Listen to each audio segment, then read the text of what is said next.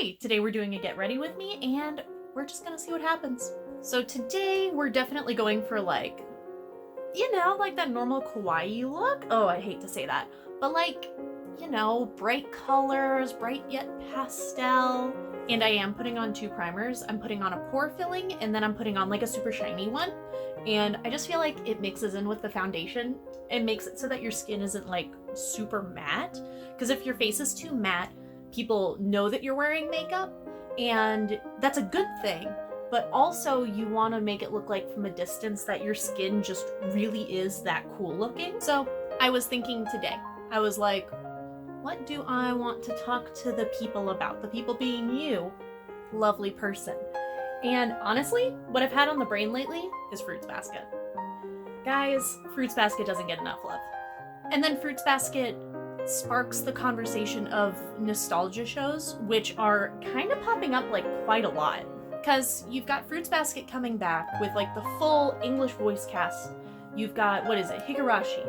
You've got, oh god, there's another one. But they're just popping up all over the place. Or on High School Host Club Season 2 when. But I feel like they're kind of doing what like American cinemas are doing, where they're taking old properties and trying to redo them in like a better way.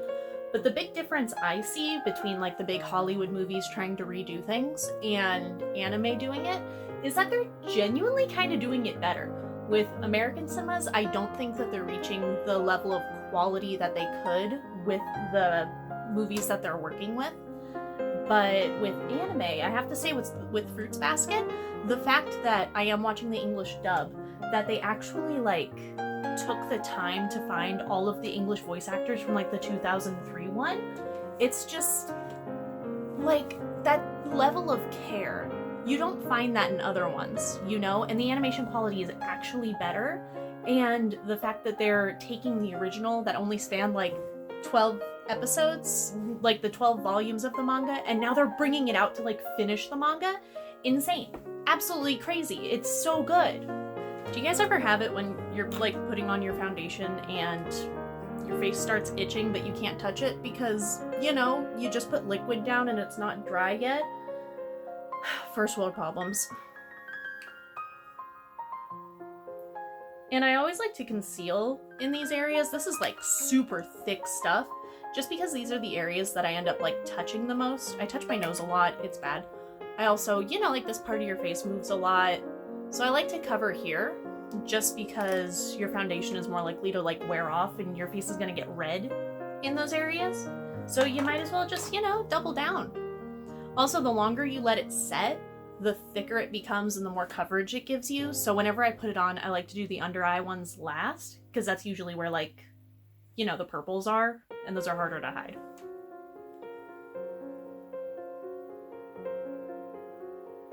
Other things I've noticed is that recently they're also bringing back like a bunch of like 90s like manga, or even like farther back, like they did Devilman.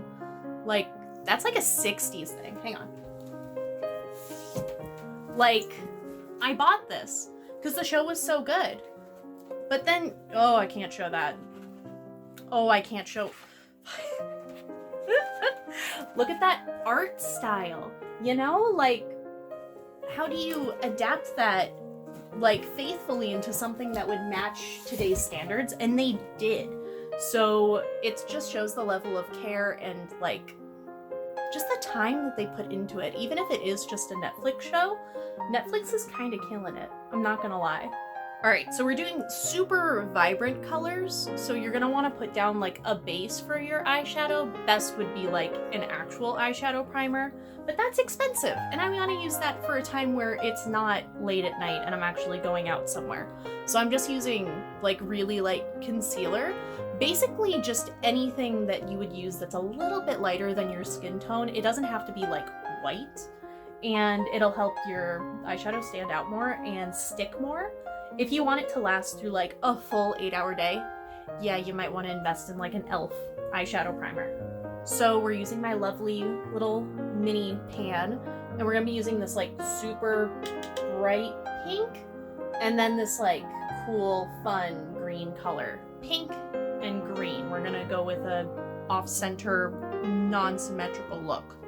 So we're just gonna aim this like on the outside of the eye and like bring it in. And I also understand that like my nostalgia topic has absolutely nothing to do with this eye look, but like it's just what I've been feeling, you know? I also recently rewatched Full Metal Alchemist Brotherhood, and oh boy, you know? It's also the difference of like what you understood when you watched it when you were a tiny weeaboo and when you watch it when you're, you know, an adult. Crazy. So now taking a clean brush, go with green or your other color on the other side. Don't mix the colors. Rewatching Full Metal Alchemist Brotherhood, it was so much darker than I remember it when I was like 14. Because you rewatch the dog. You rewatch the dog episode and you don't think it's gonna be like it is, but it do, and it hurts. But the thing is, it hurts more because you realize why he did it. You know why he just ruined his entire family's life, and you kind of get it. You kind of get it, which is the worst part. And the whole episode is just you realizing that the world is cruel. When you first watch it, it's really just like the shock factor and like, oh my gosh, how could he do that? The dog, the kid. But when you watch it as an adult, you're like, oh no. You know, like the subtleties of the human experience come out. And you realize that that show is just an absolute masterpiece. The same thing goes for much lighter shows like Fruits Basket. You watch it as a kid and you kind of relate. You're like, oh, Kyo, I'm so sorry. You were never loved as a child and now you're a monster. Oh, I touched my nose. But then you rewatch it and you're like, oh. I also hated Yuki, the rat one. I hated him as a kid. I love him now. I feel so bad for that poor rat boy. Oh my gosh. Is this dark enough? We're gonna cut the crease. Cutting the crease is really, really scary. There's no right way to do it because everyone's eye shape is so different. I have kind of an almond shape, which is pretty easy to work with. I don't have much of like a crease to ruin it, you know, but if you have hooded eyes, you need to do it differently. And, you know, like monolids need to do it completely differently. So watch a lot of YouTube videos on that. Mostly the whole point is to go up onto your occipital bone. Like there's your eyelid, there's the crease between your eyeball and the occipital bone, and then there's your bone right there. So we're aiming to go a little bit above the crease into the bone. So I'm using like a pure white concealer. I just happen to have this.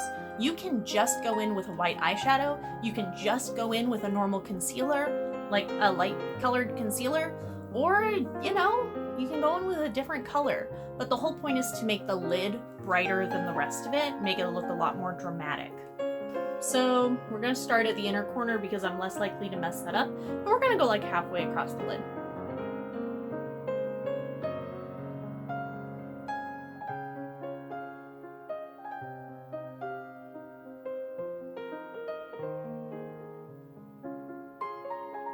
You want to be careful of not blinking to ruin your work and also making sure it looks slightly coherent and that you don't start blending it into the eyeshadow. And I told you I'm doing something fancy. Usually you do like a straight line. I kind of want to do like a cloud, you know? And then fill that boy in. So I've realized that it's a weird concept. I want it to be clouds, but I also realize it looks kind of messy if you don't know what you're looking at. We're gonna work with it, and I think it's gonna turn out. But now we're gonna take like a white eyeshadow that I'm flinging everywhere, and you're gonna wanna set it, or else this thing is gonna crease. Just pat, pat, pat that boy. Especially in those little wrinkles. Now I'm just putting a super sparkly white, like, I don't know, I might do it all over the cloud, but look at that. I use this one sparingly. I keep it in a special pocket because I'm always scared I'm gonna hurt it. But if you're gonna put sparkle anywhere, put it in your inner corner.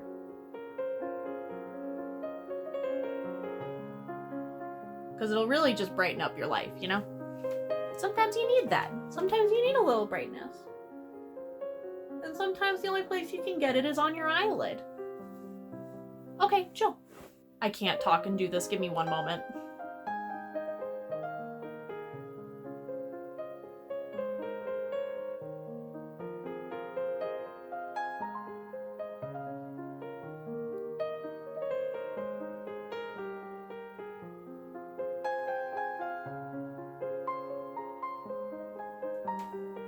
So we're not going too hard with the wing. We're not going to go over the lid because I feel like it would take away from the cloud a little bit too much. So I just did like a baby wing on the side and brought it like a third of the way into across the lid.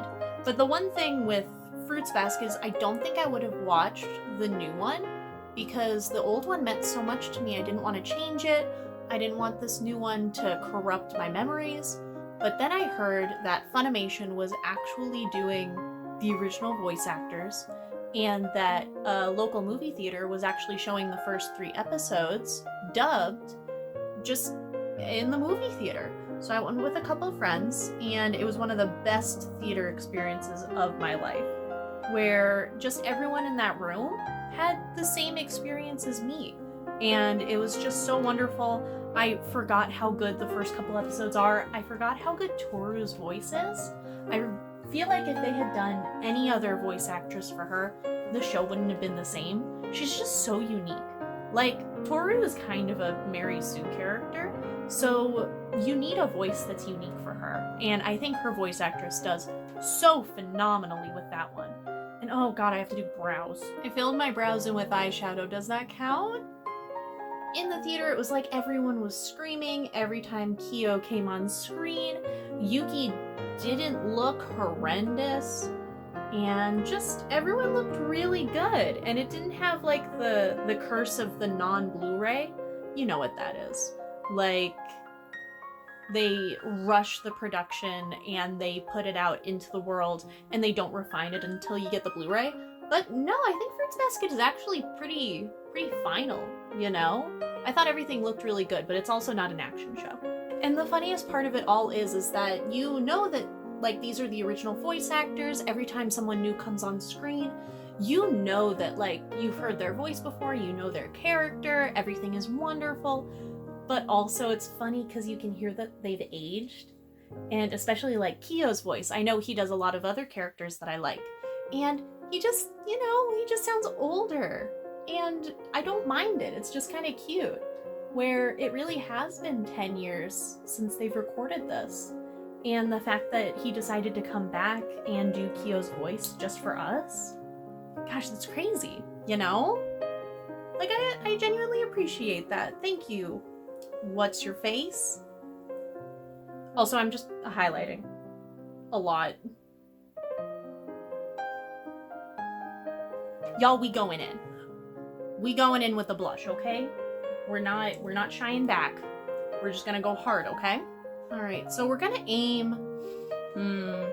Usually I would only go on like this part of my cheeks and like up here, and I might do that, but e-girls usually go like here, which makes the face look younger, rounder, which usually if you're doing your normal makeup, a lot of people want to snatch their face back, make it longer, but I think in this one we can make our face a little bit rounder. So, wish me luck.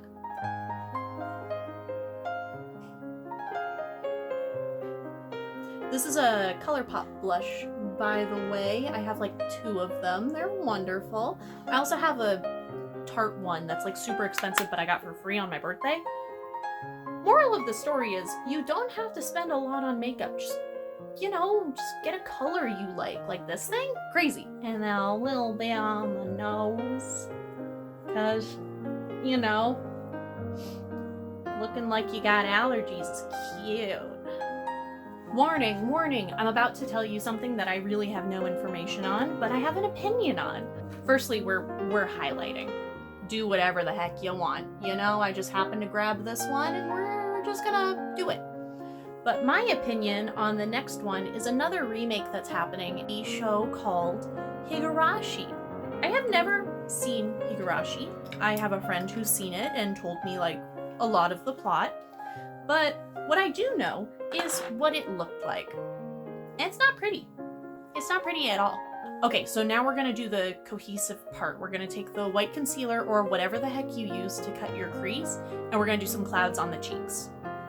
Capiche? Capiche. From what I've seen and heard and just come across in my daily internet surfing life is that the show's pretty messed up.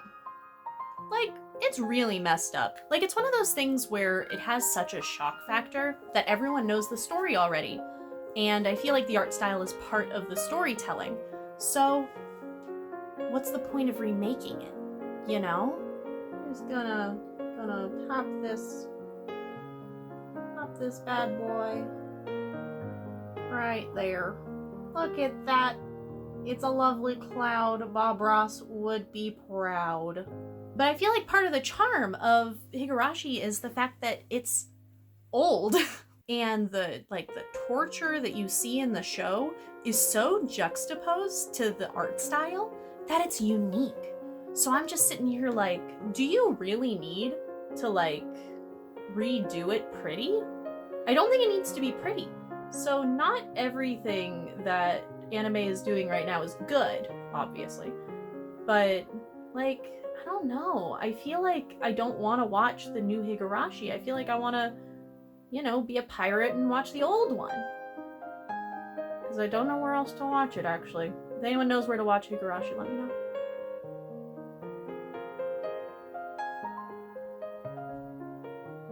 I'm a big fan of white freckles. So we doing some not that great, but you know, it's what I got right now, freckles. Also a little bit of a couple sparkles here and there, some stars.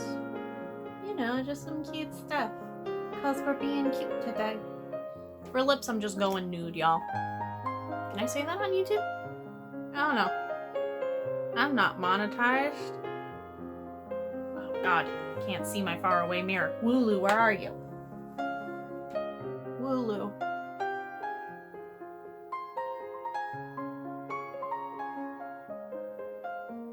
Guys, you want your biggest and your meatiest lashes.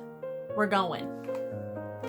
Now, things that I don't do in these videos, that if you were gonna, you know, go outside in this makeup, which is awesome, would recommend, is to, you know, powder your face and then use setting spray. And you want to use both. Either just use setting spray or use powder and setting spray. And the reason for that is if you just use powder, your face is gonna look, you know, powdery. But if you use powder and setting spray, it helps the powder to like sink into your face. But if you just use setting spray, it's cool. You know, like it's fine. Don't use too much or else it'll run. So sometimes with lashes, there's like a huge disconnect between where the lash ends and like the middle of your eye. And I know I didn't put any liner there to begin with, but I didn't realize with these lashes, they're just so thick that I think I'm gonna put like a line right there just to connect them a little bit better. So I'm just gonna get right in there and just do like a little line.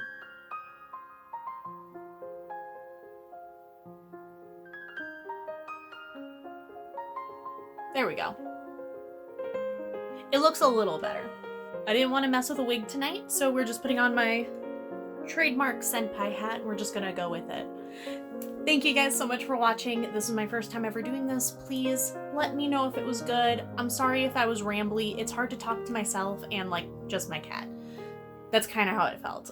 If you guys liked this video, you want to see more of it, maybe give me a like, maybe you could subscribe, comment. I do post every Friday, either con or makeup related materials, and I'm going to have a little bit of like special content coming up. I'm kind of excited. All right. I hope you guys have an amazing weekend, week, day, night, wherever you may be. See ya.